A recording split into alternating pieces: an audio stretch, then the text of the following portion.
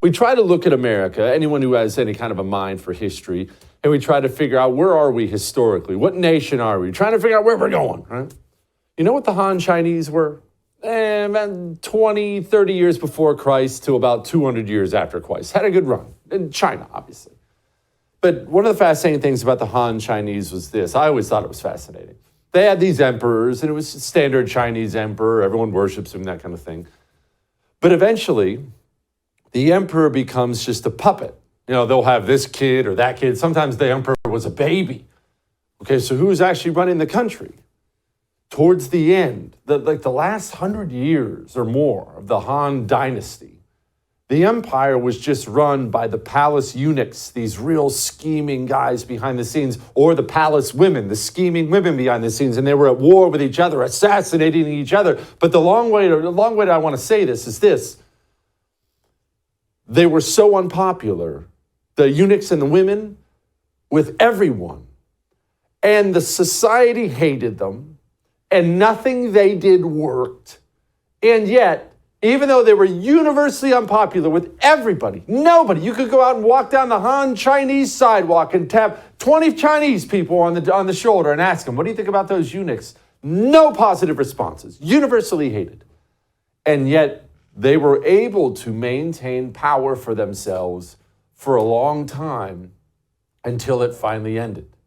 The people of that nation were so disgusted by the people who led them and their government, and they didn't like any of it. But they were stuck living under this horrible system for so long before the system finally ended up collapsing. In case you're wondering, a military leader came and killed all the eunuchs. But anyway, that's where we are now as a country. I think about this when I look at our leaders. I think about it when I look at what a joke they've become. Not just that they're people I disagree with. That's one thing. That's kind of life, right? You're going to have politicians with whom you disagree. But, man, kind of gross, isn't it? John Fetterman is a United States senator. And I'm not one of these people who assigns, lofty things to politicians, because mostly they're scumbags, but that's a big deal. United States senator is a big deal. John Fetterman was asked today about the impending impeachment inquiry for Joe Biden. This human being, selected by the citizens of Pennsylvania as a United States senator. I ask you about this news that Speaker McCarthy has formally launched an impeachment, or has said he's going to. Oh my God, really? Oh my gosh, it's devastating. Ooh, don't do it. Please don't do it. Oh no. So we gotta run back to the office, but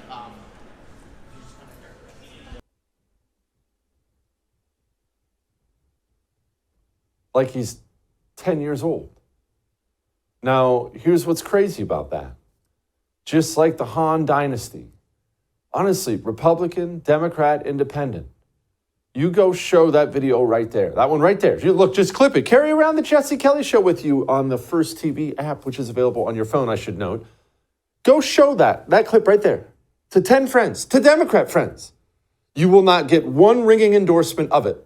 Every person will look at that and say, oh, that's kind of cringe. I can't believe that guy's a senator. Everybody universally agreed upon that is embarrassing. And that human being is in the United States Senate. You compare that video with this one of the most powerful Republican in Washington, D.C. Bipartisan cooperation and a string of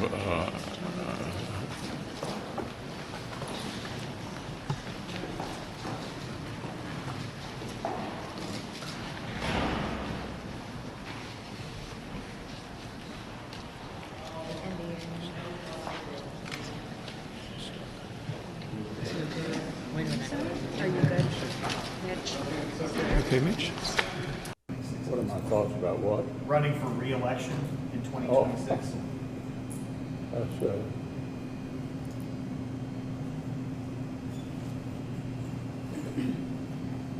Did you hear the question, Senator? Running for re-election in 2026? All right, I'm sorry, you all. We're going to need a minute. Senator. Benny.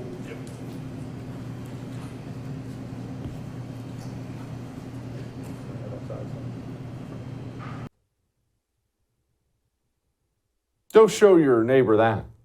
Republican, Democrat, Independent. They will almost universally cringe. Oh, gosh, that's embarrassing. And yet there he sits, the most powerful Republican in Washington, D.C. And so maybe you're sitting there saying, well, yeah, Jesse, but they're about to at least replace Mitch. He's so old, he's not going to run for re-election. They're going to replace him. Oh, yeah, a story came out today from the Daily Caller. An aide in Washington, D.C. said this about the process to replace Mitch as being the most powerful Republican in D.C. Quote, it's going to be one of the Johns. The process is essentially rigged where an outsider could not emerge with enough votes. Even if someone did try to challenge the establishment, it would be impossible for that person to win. McConnell has too much money behind him. It will either be Thune or Cornyn, but most likely Thune. One of the Johns. That would be John Thune or John Cornyn. You see, very similar to this Han dynasty, we live in this nation where we're finally about to be rid of one of these pieces of trash. And it's just simply move him out and move in the next piece of trash. We will not gain one little thing when Mitch McConnell finally decides to mercifully retire and go on back to Kentucky where he can poop in his pants until the day they finally bury him. No, John Thune will walk right in and take over. John Cornyn will walk in and take over. And you know who likes those guys? Nobody. No one in the country. Nobody wants this. Yet this is the nation we live in. This is the nation we live in. A nation where we have the worst, dumbest, least popular people on the planet running the country. In case you're wondering who the next Republican leader of the Senate's going to be, well, here's a little preview. We worked with the NRA to listen to their concerns, but in the end, I think they simply they have a membership and a business model that will not allow them to support any legislation. And so I understand where they're coming from, but I think most people will not allow any outside group to veto good public policy. In my state, they use them to shoot prairie dogs and, other types of varmints. And so I think that there are legitimate reasons why people would want to have them. And I think the challenge you have already is that there are literally millions of them available in this country.